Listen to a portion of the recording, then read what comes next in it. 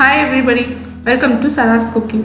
இன்னைக்கு chapathi, roti, அப்புறமா jeera rice இதுக்கெல்லாம் சொரக்காயை வச்சு ஒரு சூப்பரான சைட் டிஷ் பாட்டில் கார்ட் கோஃப்தா கறி எப்படி செய்யறதுன்னு பார்க்க போறோம்.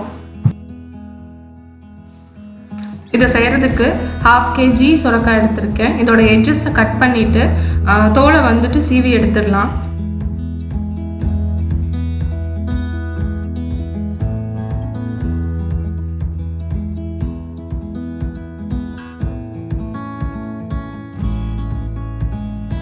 தோல் ஃபுல்லாக க்ளீன் பண்ணதுக்கப்புறமா இதை ஒரு வாட்டி வாஷ் பண்ணிவிட்டு கேரட் துருவறதுல வந்து இதை வந்து துருவி எடுத்துக்கணும்.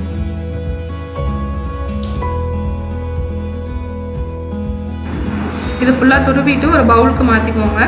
அதில் கொஞ்சமாக உப்பு சேர்த்துட்டு இதை ஒரு வாட்டி நல்லா கலந்து விட்டுட்டு இதில் இருக்க தண்ணியை வந்து ஃபுல்லாக புழிஞ்சு எடுத்துடணும். சுரக்காயில் வந்து வாட்டர் கண்டென்ட் அதிகம். ஸோ உப்பு சேர்த்துட்டோன்னா நம்ம அதில் இருக்க தண்ணியை வந்து புழிஞ்சு எடுக்கிறதுக்கு ரொம்ப ஈஸியாக இருக்கும். தண்ணியை ஃபுல்லாக இருத்துட்டு இதை வேற ஒரு பவுலில் மாற்றிக்கலாம். இந்த தண்ணியை வந்து வேஸ்ட் பண்ணிட வேண்டாம். இதை வந்து நம்ம கிரேவியில் ஆட் பண்ணிக்கலாம்.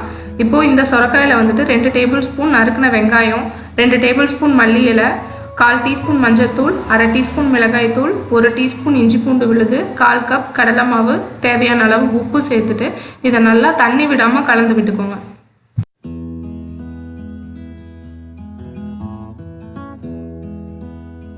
தண்ணி எதுவும் சேர்த்தாமல் நல்லா பிசைஞ்சு கொடுத்துக்கோங்க. இந்த மாதிரி எல்லாம் ஒன்றா சேர்ந்து வந்ததுக்கப்புறமா இதிலிருந்து சின்ன சின்ன உருண்டையாக பிடிச்சிட்டு நம்ம எண்ணெயில் போட்டு ஃப்ரை பண்ணி எடுத்துக்கணும். கையில் ஒட்டாமல் இருக்கிறதுக்கு கொஞ்சமாக எண்ணெய் தடவிட்டு இதிலிருந்து கொஞ்சமாக எடுத்து உருண்டை பிடிச்சிக்கோங்க. இந்த மாதிரி எல்லாத்தையும் உருட்டினதுக்கப்புறமா நம்ம எண்ணெயில் போட்டு ஃப்ரை பண்ணி எடுத்துடலாம்.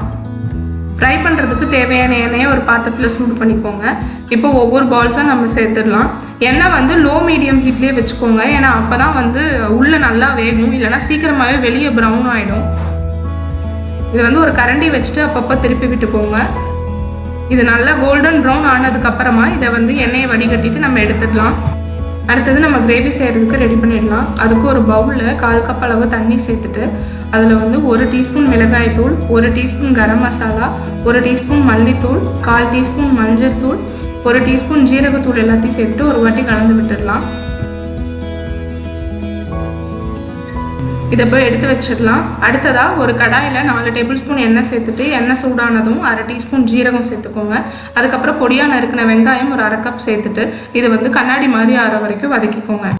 இப்போ இதில் நம்ம கலந்து வச்சிருக்கிற மசாலாஸையும் சேர்த்துட்டு இதுலேருந்து எண்ணெய் பிரிஞ்சு வர வரைக்கும் நம்ம குக் பண்ணிக்கணும். அடுப்பு லோ ஃப்ளேம்லேயே வச்சுக்கோங்க.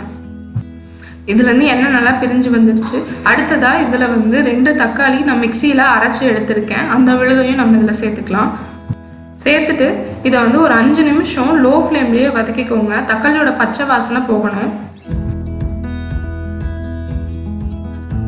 தக்காளி நல்லா வெந்துடுச்சு. பார்த்தீங்கன்னா இதுலேருந்து எண்ணெய் பிரிஞ்சு வர ஆரம்பிச்சிருச்சு.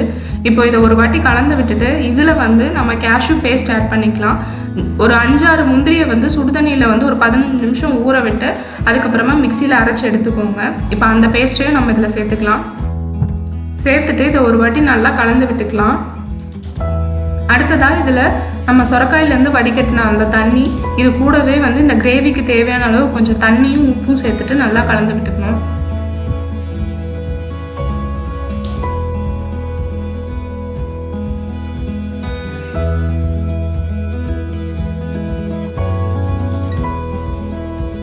இது ஒரு வாட்டி நல்லா கொதிச்சதுக்கு அப்புறமா இதில் நம்ம ரெடி பண்ணி வச்சிருக்கிற கோஃப்தாஸையும் சேர்த்துட்டு இதை ஒரு வாட்டி நல்லா மிக்ஸ் பண்ணி விட்டுக்கலாம்.